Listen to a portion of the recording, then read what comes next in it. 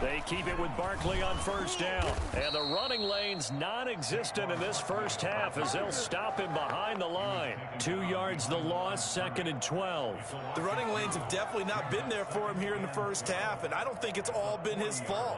His offensive line hasn't given him much space. A loss results there. They don't need to run another play here before the 2-minute warning. Let's see if they do it anyway. On 2nd and 12, Jones. That's complete. He's got Barkley out of the backfield. And they get to him after a gain of 6 to the 46.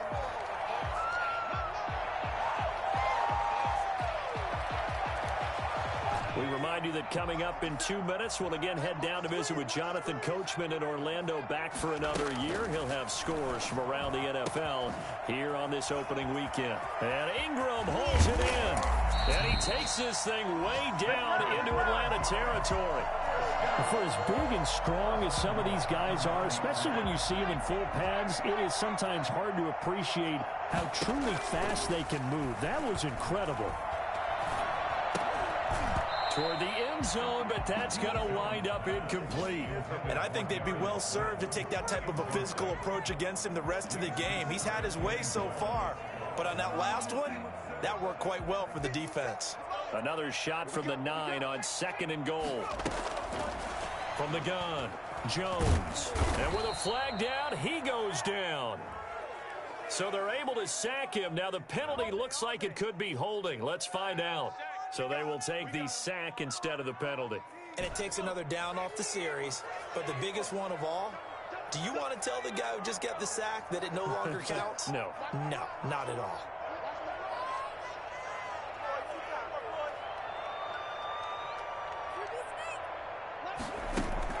Jones now. Gonna throw on 3rd and goal. Oh, the ball comes out on the hit, but they'll say it's incomplete. It certainly didn't appear that that's where he wanted to go with the ball initially, so he tried to get something out of it by dumping it off to his running back unsuccessfully. On 4th down, on is Graham Gano for the Giants field goal. This one from 35 yards away.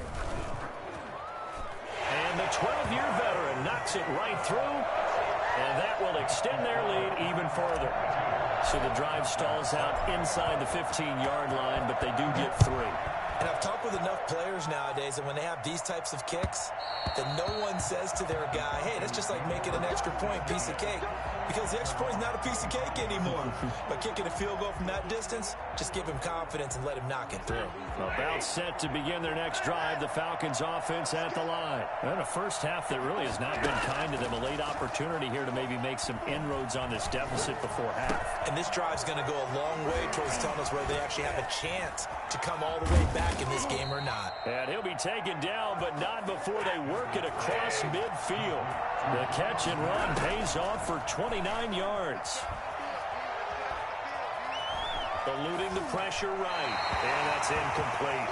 To this point, I've been impressed with the work defensively. They have not allowed a lot of receivers to run free. And there's another example, another incompletion.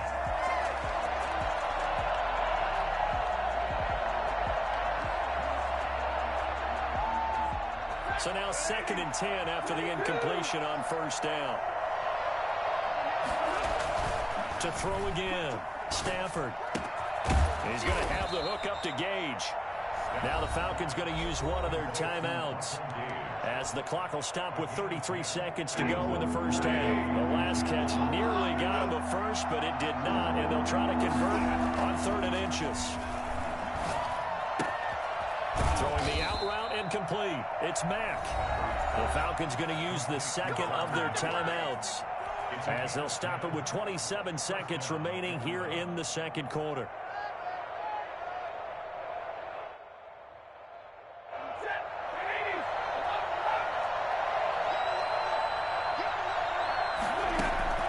On 1st down at Stafford. And his pass incomplete. They've given up a few first downs on this drive, but getting the incompletion there, that should give them something to build on and maybe turn the tide. An incomplete pass leads to 2nd and 10 from the 25. Throwing again, Stafford. And this time he's got the hook up. It's complete. And they're going to have another first down as the tackle's made at the Giants' 14. Falcons going to use their third and final timeout as they'll stop the clock with 12 seconds to go in this first half.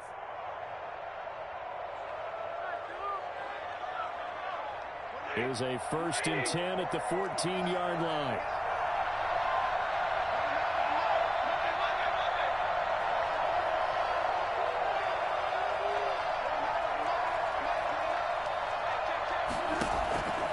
To the air again, Stafford.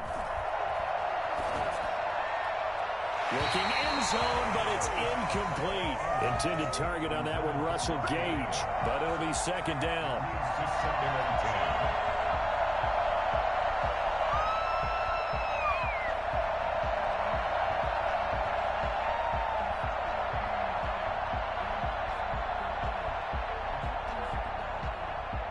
So on second down, the field goal unit is on here as they try to get 3 before half.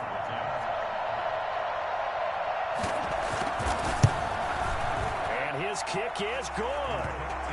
Well, not the best first half facing this deficit, but at least they did put 3 on the board before half. Yeah, it's a little bit like that stormy, cloudy day, and the sun peeks through just for a second. They saw the sun there. They're hoping to see a little bit more of it in the second half. So with 3 seconds remaining in the half, they will line up to kick this one away. This will make it into the end zone. So we've reached halftime here on opening weekend. As we'll send you down the coast now to Orlando, that's where we find Jonathan Coachman, ready with our EA Sports halftime report. Coach. We'll see if week 1 fatigue becomes any kind of a factor as we are back underway in the second half.